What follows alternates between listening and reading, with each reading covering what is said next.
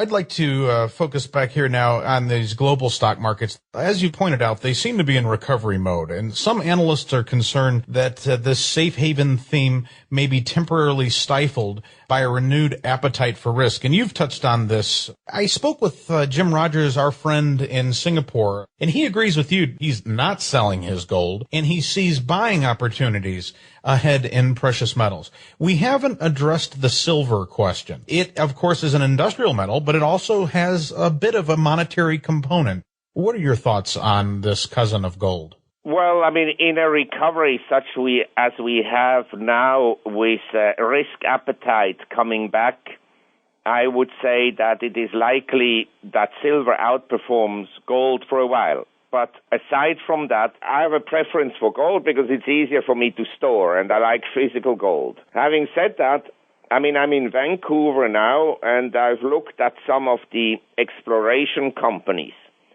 And a lot of things will happen because a lot of the exploration companies have been totally destroyed in terms of their stock performances last year.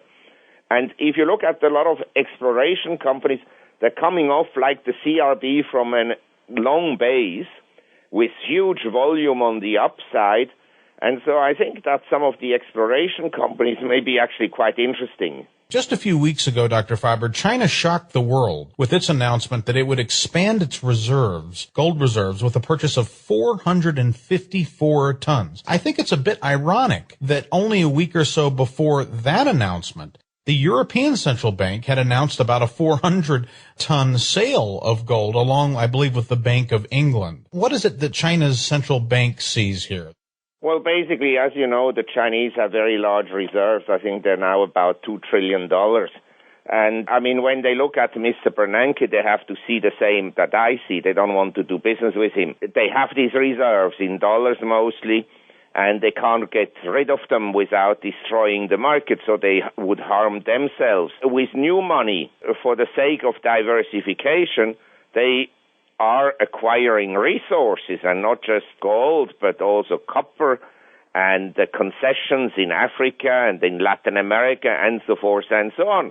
I mean, for the Chinese, resources is a geopolitical top priority because they are resource poor in copper, in oil, in iron ore, and in food. So basically, they will buy hard assets, and they don't trust the dollar entirely any longer, and rightly so. Now, it is not shocking that they acquired 400 or so tons of gold for the simple reason that they'd be very stupid if they would make an announcement before they go and buy something. Then you have all the hedge funds front-running them. So, of course, they acquire assets quietly. And that would explain the sharp movement or advance in gold as soon as the market was made aware of the event. All Asian central banks, they have practically no gold in their reserves. They have maybe 1 to maximum 2% of their reserves in gold. And if, say, the IMF sells its gold, the Asians would probably take it up very quickly, also Middle Eastern investors. I mean, I'm not worried about the IMF sales and central banks selling in Europe. I think each time the IMF and central banks in Europe sell something, it's a buy signal. Because you remember in 1999, the Bank of England sold its gold at less than $300. The Swiss sold their gold at less than $300. If they had just kept it, they would have made much more money than anything else. Let's not forget the Bank of England's brilliant sale of its gold at $250 and change. That's why, the central banks, you shouldn't have a high regard for them. They're all brain damaged. That's true, but I do have to give a hat tip to China's central bank, which apparently they've read Sun Tzu's The Art of War, because I think the general would be quite impressed. They could have bought gold when it was around $300, and we actually advised them at that time to do so. But at least they're striking like a lightning bolt here and not telegraphing their intentions in advance. So I think Sun Tzu would be impressed. The prices for basic goods and services continue to climb despite talk of deflation. And after this credit crisis passes fully, some folks are arguing that Argentina-style hyperinflation could unfold, while others point to post-World War I Weimar Germany. At the end of the day, Won't these bailouts and quantitative easing moves lead to runaway inflation? I would not rule it out for the simple reason that once the government debt is very large and growing in the U.S. as a result of the household deficits by the government, the fiscal deficits, and the Fed has all these bonds in its balance sheet, as interest rates would say, the market rates would have an upward bias and the bond market, the government bond market breaks, the temptation will be to keep interest rates artificially low. In other words, below the rate of inflation. I'd just like to highlight another economist, Harvard, Mankiff, who recently wrote a piece in the Wall Street Journal and suggested that you should actually tax savings away. In other words, create negative interest rates. Say you have a $100 deposit today. In a year's time, it should be taxed at, say, 3%.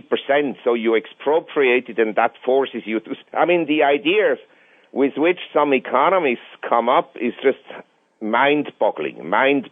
He calculates that today interest rates should be at minus 5% to stimulate the economy. But that frame of mind is exactly what is going through the heads of the Fed officials. And so when you get the inflationary pressures, and don't forget, we have already today some inflationary pressures. In New York, the subway fares went up by 20% recently. And there are lots of things that go up in price. But anyway, the Federal Reserve, in my opinion, will keep interest rates for a long time to come below the rate of inflation, and that then risks to lead to very high inflation rate. I mean, the whole system is bankrupt without creating inflation.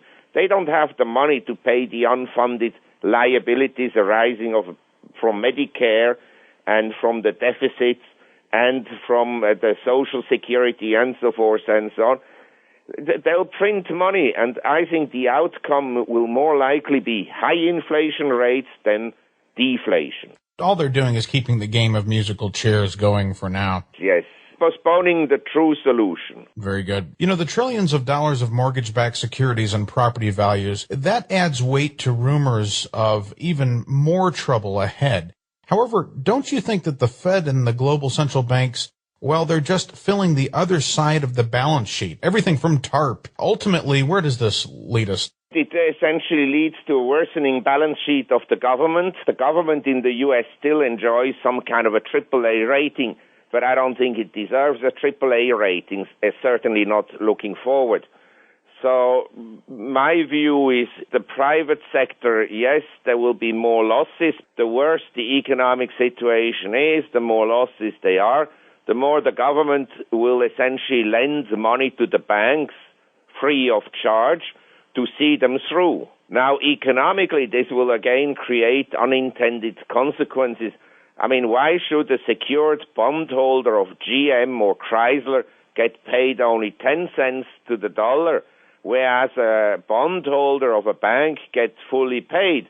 I don't see the rational. But, you know, we have interventionist policies. And don't forget Mr. Obama. As you know, Illinois politics is something else. So I think it's a planned economy, a command economy.